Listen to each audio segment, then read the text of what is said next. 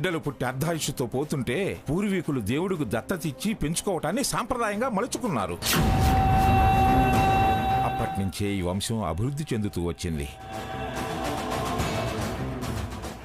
తలాతోక తెలియకుండా ఎదురు ప్రశ్నలు, వెక్కిరింపులు, విదిలింపులు మానుకో.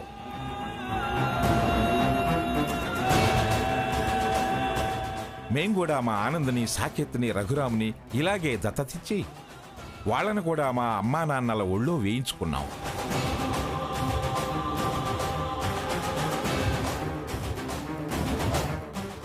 ఇవ్వు పిల్లాన్ని. అందుకే వాళ్ళంత గొప్పగా పెరిగారు. ఒకరేమో పేక ముక్కలకి, మరొకరేమో గ్రానీకి, ఇంకొకరు నార్మల్. సావిత్రి, వాణ్ణి లాక్కొని పంతులు గారికి ఇవ్వు. ఇలా ఇవ్వవే, ఇవ్వవే. నేనివ్వను. నాకు ఈ మూఢ నమ్మకాల మీద నమ్మకం లేదు.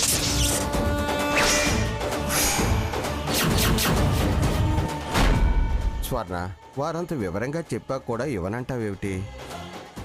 లేంది కాంది సంప్రదాయం, వంశాచారం అని ఎందుకు చెప్తారు చెప్పు? అనవసరంగా అలర చేయకుండా పిల్లవాడిని పంతులు గారికి ఇవ్వు. చెబితే వినే రకమైతే ఈ చర్చ అంతా ఎందుకుంటుంది? ఇంత దాకా ఎందుకు వస్తుంది? అలా ఎందుకు మాట్లాడుతుంది? ఒడ్డు నుండి మాట్లాడితే తెలీదు బావా, నా స్థానంలో ఉంటే తెలుస్తుంది బాధ. వంశాచారం అంటుంటే బాధ బరువు అంటావేంటే? పాప తల్లి కదా, తన కొడుకుని తను బెచ్చువెత్తుకోవటం బాధే కదమ్మా. రాధాకృష్ణ, నువ్వు నోర్మోయ్. నిన్ను కూడా బరువు అనుకోవాల్సి వస్తుంది. వద్దులమ్మా, మీరు అలా అనుకుంటే నాకు నేనే బరువు అయిపోతాను.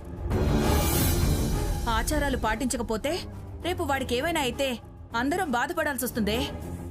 అందుకని నీ బాధ నువ్వు పడు అంటావా?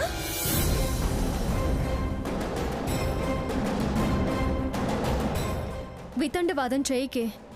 వాడి మీద ప్రేమన్న దానివే అయితే వాడి క్షేమం కోరవా? మాట పట్టింపు ముఖ్యమే దానికి. మనమంటే మరీ లెక్క లేకుండా పోయింది. మంచి చెప్పినా చెడే అవుతుంది. నేనంటేనే లెక్కలేదు, ఇంకా నువ్వంటే ఏం విలువిస్తుంది, ఏం గౌరవం ఇస్తుంది? రామచంద్రయ్య కూతుర్ని అంటుందే గాని రామచంద్రయ్య కూడా మర్యాద ఇవ్వదు. ఈ వాదన తేలియేది కాదు గాని సావిత్రి, వాణ్ణి తీసుకో.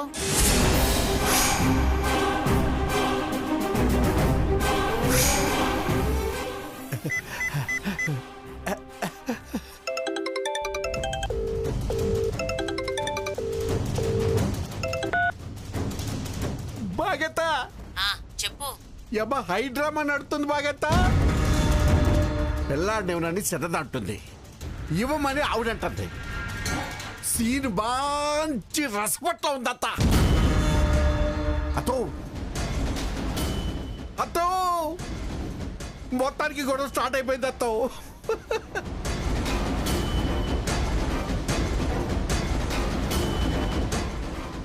ఓహో,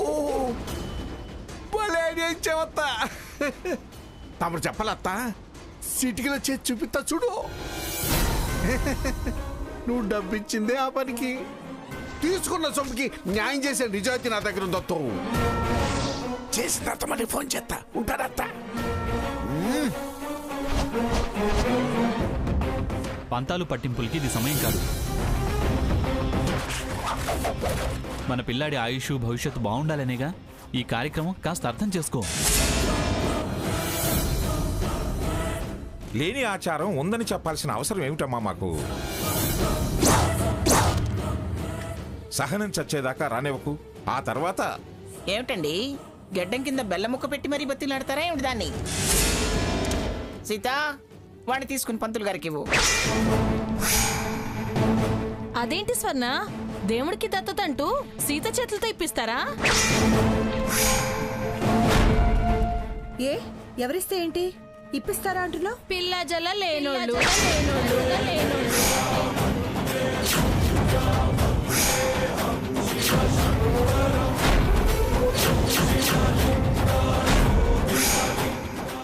గొడ్డు మూత్రాలు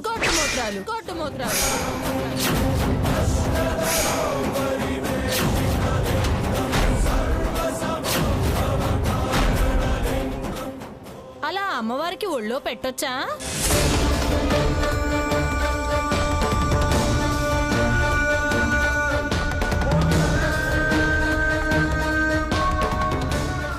ఏం కూసావే? ఎవరివేను అసలు? ఆ గోడ మీద తలకాయ పంపించిందా నేను? ఏం తెలుసని వాగుతున్నావే నువ్వు? ఏం సావిత్రి, ఎందుకు ఈ సూర్పణకని పిలిచావు? ఏమే, ఇందాక పెట్టిన గడ్డి చాలేదా నీకు? పిచ్చి పిచ్చి వాగుడు వాగుతున్నావు. వచ్చిన దానివే ఏం జరుగుతున్నా చూస్తూ నిలబడు. వెర్రి వాగుడు వాగితే కళ్యాణ కట్టకు పంపించాల్సి వస్తుంది. జాగ్రత్త. నాకు తెలియక దాన్ని అందుకోమంది. అమ్మవారి ఒడి నింపితే అమ్మవారు దాని ఒడి నింపుతారు. జ్ఞానం లేని దానివి జ్ఞానం లేని దానిలా ఉండు, అంతేగాని నోరు పారేసుకోవద్దు. అయినా దాని పెళ్ళై ఎన్నాడైందని అంత కూత కూస్తున్నావు? ఏడాది దాటిందిగా. మోయినోరు మళ్ళీ మాట్లాడుతున్నావు. సిగ్గు లేకుండా అందరూ నీలా కడుపుతో కాపురానికి వస్తారనుకుంటున్నావా? మంగమ్మ గారు, ఏయ్, ఏంటి అరుస్తున్నావు? వారేం కాని మాట అనలేదు, ఉన్నమాటేగా అన్నారు. సావిత్రక్క, ఏంటే ఏంటి నీ బతుకు ఎవరికి తెలియదని గుడ్లురుముతున్నావు? హద్దు మీరు మాట్లాడితే సున్నం బొట్లు పెట్టాల్సి వస్తుంది. లేకపోతే నా బిడ్డను పట్టుకొని అంత కూత కూస్తావా? సావిత్రి, ఇప్పుడు ఆవిడతో పంచాయితీ అంత ముఖ్యమా? తాతయ్య, ఎవరి పాపం వాళ్ళనే పట్టి పీడిస్తుంది, వదిలే. అత్తయ్య గారు, ముందు మనం వచ్చిన పని కానిద్దాం. ఇది బేష్ అన్నమాట. ఎందుకు వచ్చావో అది చేసుకెళ్తే కరెక్ట్. సీత, అందుకోవండి. నేనా? ఏమిటే, ఆ పనికి మళ్ళీ దాని మాట విని పవిత్రమైన కార్యాన్ని ఆపుతావా? నేను చెప్తున్నాను, అందుకోవండి. తీసుకో. ఆగవే. మళ్ళీ ఏమైంది మగా? అదేమిటి, నేను వేయమన్న డ్రెస్ వేయలేదు?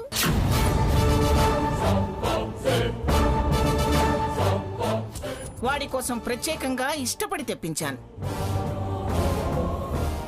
ఏది ఏదది? ఇది నేను ఇష్టపడి ప్రత్యేకంగా తెచ్చా. ఎంతో గొడవ అవుద్ది. ఎటోళ్ళు తలవుతారు అనుకున్నాం కానీ గొడవ కొలుక్కొచ్చేసిందే. మొత్తం సర్దుబడిపోయింది, కార్యం జరిగిపోయేటట్టుందే. భగీరథతో ఫోన్ చేస్తే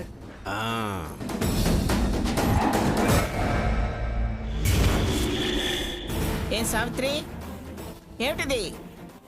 ఇది ప్రతిదాన్ని రచ్చ చేసి బజార్ కిడుస్తుంది. కడుపులో ఏదో పెట్టుకుని కావాలని ఇలా చేస్తుందని నాకు అనిపిస్తుంది. ఏంటే స్వర్ణ, ముచ్చటపడి పెద్దవారు తెస్తే అవి వేస్తే నీ సొమ్మేం పోయింది? ఏంటమ్మా, అదంటే ఆచారం అన్నారు, దీనికేమైంది? వీడు కట్టుబట్ట పెట్టే బొట్టు దగ్గర నుంచి అంత వారిష్టాలేనా? నా కొడుక్కి నాకు ఇష్టమైన చొక్కలాగు కూడా వేయకూడదా? వేయొద్దని నేను అనడం లేదు, రోజు నేనిచ్చినవే వేయమంటలేదు. ఈ కార్యం కోసమే ప్రత్యేకంగా బంగారు జరీతో మరి డ్రెస్ చేయించాను. బంగారు బొత్తాలు చేయించాను. అవి వేయడానికి నీకేమిటి అభ్యంతరం? కావాలని కక్షతో చేయడం కాకపోతే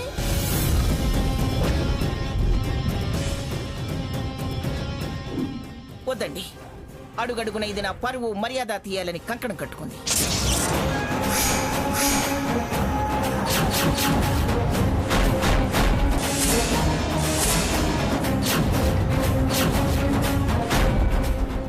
ఎలా అయినా నన్ను అవమానించాలని నిర్ణయం తీసుకుంది. వద్దండి, వద్దు. నీ ఇష్టం ఏమిటి, నీ పెద్దతనం ఏమిటి అని నన్ను ప్రశ్నిస్తున్నప్పుడు నా అని నేనెందుకు అనుకోవాలి?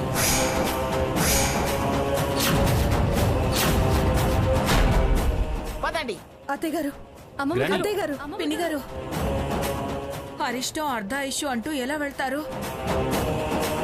మీరే దేవుడి దగ్గర నుంచి వాడిని అందుకుని దానికి భిక్ష వేయాల్సిందే. అవునమ్మా, ఈ పంతాలు పట్టింపులు శాశ్వతం కావుగా మీరు ఆశీర్వదించి అదృష్టవంతుని చెయ్యాలి. భగవంతుడి దయాదాక్షిణ్యాలు వాడికి ఉజ్వల భవిష్యత్తునివ్వాలి. వంశోద్ధారకుణ్ణి దీవించకుండా ఎలా వదిలి వెళ్తారు? నువ్వే నచ్చలేదు, వన్నె చీర కట్టుకొస్తానన్నట్టు దానికి నా పొడే నచ్చలేదు. ఇంకా దీవెన్లు ఆశీర్వచనాలు ఎందుకు? ఏమండి, పదండి. ఆవిడ ఎలదు, వీళ్ళు ఎల్లనెవరు. పిల్లాడి ఈ ఏడుపు లంకితే గాని శుభకార్యానికి బేకి పడదు. Granny please. ఏమిట్రా ప్లీజు? అది నన్ను కాదనుకున్నప్పుడు నేనెందుకు? కదలండి మీరు. పిన్ని గారు, అమ్మమ్మ గారు, నేను మీరు తెచ్చిన బట్టలు తెచ్చే వేస్తాను. సీత, తనకు నచ్చినప్పుడు నువ్వెందుకు హామీ ఇస్తున్నావు? ఏంట్రా హామీలు ఇస్తావు, గ్యారంటీలు ఇస్తావు అని తననంటావే? ఎవరో ఒకళ్ళు మాట్లాడకపోతే గొడవలా సద్దుమణుగుతుంది. ఎవరికి వాళ్ళు ఇలా మాటకు మాట అనుకుంటూ పోతే రేపు వాడి భవిష్యత్తు ప్రశ్నార్థకం అవుతుంది.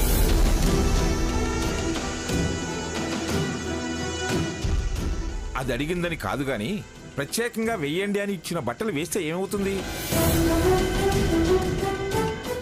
ఈ రాద్ధాంతాలన్నీ ఉండేవి కాదు కదా. అన్నిటికీ తప్పు నాదే అన్నట్టు ఎందుకు తాతయ్య అలా మాట్లాడతారు? చేసావు కాబట్టే అంటున్నారే. అమ్మా, తెలిసి మాట్లాడుతున్నావా, తెలియక మాట్లాడుతున్నావా? ఏ అక్క, నేనేమన్నా పంతానికి ఈ బట్టలు వేశానా?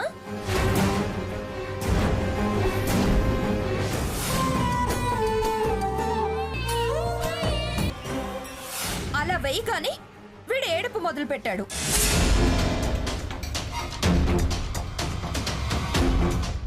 జరీ గుచ్చుకుని ఏడుస్తున్నాడని మార్చా తప్ప, గిట్టకపోతే మంచి చేసిన చెడే అనిపిస్తుంది.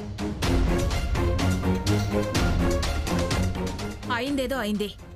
సీత, ముందు నువ్వు పిన్నిగారు తెచ్చిన డ్రెస్ తీసుకునిరా. పూజకి ఎవరో ఒకరు సర్దుకుపోవాలి కదే. వద్దులే సావిత్రి, ఆ వేస్తే వాడు ఏడుస్తున్నాడు అన్నప్పుడు వేయడం ఎందుకు? అవే ఉండనివ్వండి. ఇంత అయిన తర్వాత సర్దుకోవడం ఎందుకు బావా? వెళ్ళి ఆ డ్రెస్సే పట్టుకురండి. వద్దంటున్నానుగా. నేను వేస్తా అంటున్నాగా.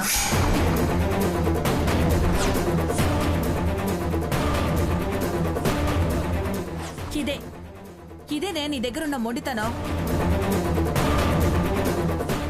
సావిత్రి, ఊరుకో, ఏదో ఒకటి కానివ్వండి.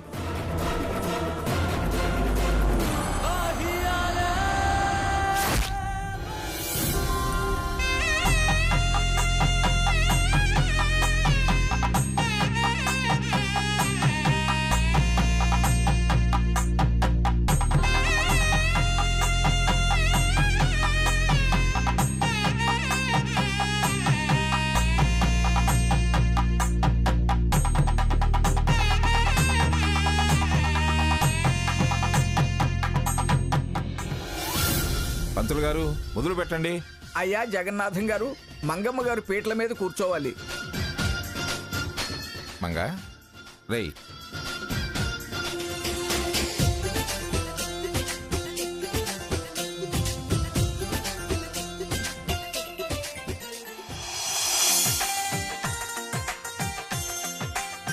ఓం గణానాన్త్వా గణపతిగుం హవామహే కవిం కవీనా ఉపమశ్రవస్తవం జ్యేష్ఠరాజం బ్రాహ్మణస్పద ఆనశృణ్వన్నోతిభిః సేదసాదనం. ఓం మహాగణాధిపతయే నమః.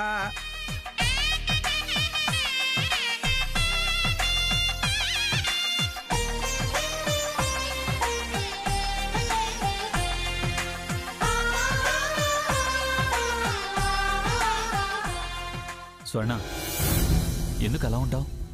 ఇది మన పిల్లాడి కార్యమేగా. ముష్టి కార్యం, నన్ను బిచ్చుకత్తును చేసే కార్యం. రేపటి నుంచి నీ కొడుకు నా భిక్షే అని కొత్త దిప్పుడు మొదలు పెడుతుంది. అలా ఏం అనదలే, ఊరుకో స్వర్ణ. ఆవిడ సంగతి నాకు తెలుసా, మీకు తెలుసా? ఏమిట్రా, కాస్త పూజ మీద శ్రద్ధ పట్టండి.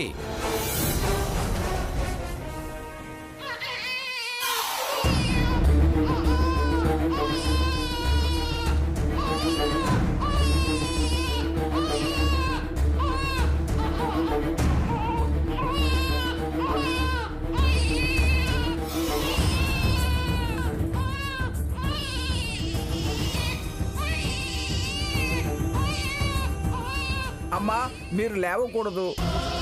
సీత వాడిని తీసుకోమ్మా.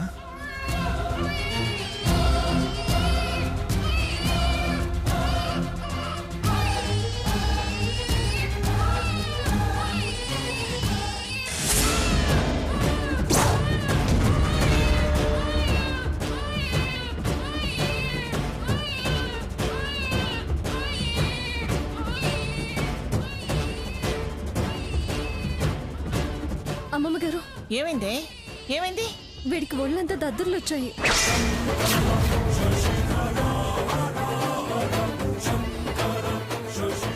దద్దుర్లు వచ్చాయా? ఓ, దద్దుర్లు రావడం ఏమిటి? బియ్యంలో ముక్క పురుగులను ఉన్నాయో పంతులు గారు? ఏమీ లేవండి, గింజా చూసి పోశాను. మరి దద్దుర్లు ఎలా వచ్చాయి? పసిపిల్లాన్ని బియ్యాల్లో, పప్పుల్లో, ఉప్పుల్లో పడుకోబెడితే ఇలాగే అవుతుంది మరి. అమ్మా, ఇందులో కర్పూరం కలిసింది. కర్పూరం కలిసిందా? అవునండి. గింజ చూసామన్నారు కదండి, కర్పూరం ఎలా వచ్చింది? దేవాలయాల కర్పూరాలు, పసుపు కుంకాలు కలపడం అలవాటే కదండి. మా దగ్గర అసలు కర్పూరం పొడే ఉండదండి. ముద్ద కర్పూరం, బిళ్ళ కర్పూరమే ఉంటుంది అంతే. ఎవరో కావాలనే దీంట్లో కలిపినట్టున్నారు. పొడి కలపాల్సిన అవసరం ఎవరికొంది పంతులో?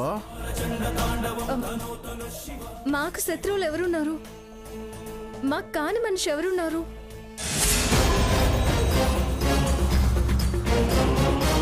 చిచ్చి, నేను పాత రాధాకృష్ణ కాదమ్మా. పొరపాటు పడి ఉంటుందిలే అమ్మా.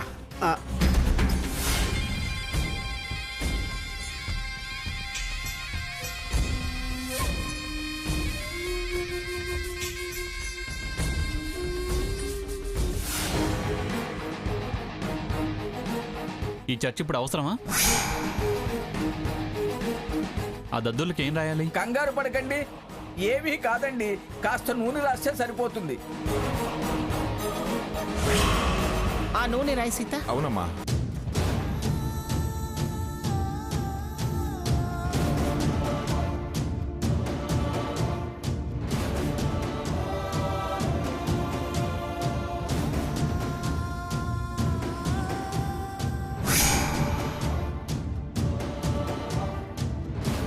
అయ్యా జడ్జి గారు, బియ్యంలో తాత్కాలిక నామం శ్రీమన్నారాయణ అని రాయండి.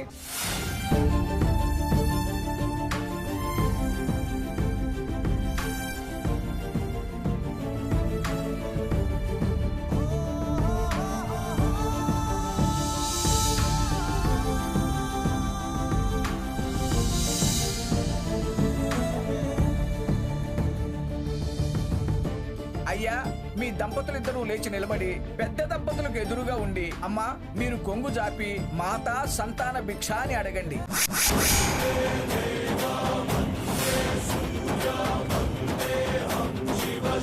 మీరిరువురు స్వస్తి అంటూ పిల్లాన్ని ఒళ్ళో వేయండి.